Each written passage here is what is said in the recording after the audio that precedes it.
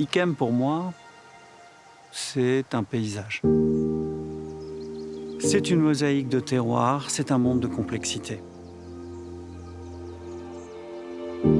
Ce qui est important, c'est que les hommes qui y travaillent le comprennent, soient en symbiose parfaite. Ici, il se passe quelque chose de spécial, quelque chose de magique, le botrytis. Là se développe un champignon, ce botrytis cinerea qui vient coloniser la peau du raisin, qui vient concentrer en sucre et qui vont participer à la complexité aromatique de ces vins. Toute cette alchimie est absolument incroyable. Elle se passe dans la vigne et elle se passe de façon extrêmement hétérogène. C'est là la grandeur, je dirais, d'une équipe, c'est de savoir quand est-ce qu'il faut ramasser le raisin.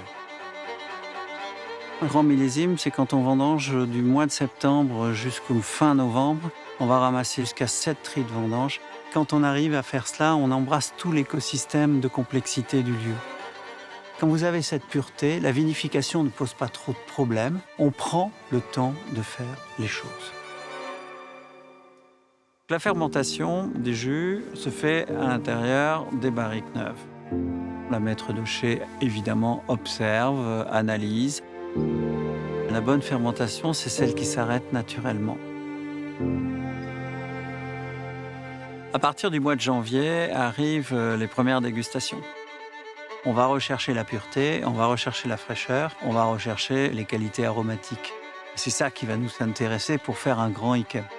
Un grand Yquem, c'est ce nez de pêche blanche, d'abricots secs, safrané, c'est mielé. La structure en bouche, il faut que ça soit voluptueux, qu'il y ait une certaine longueur infinie.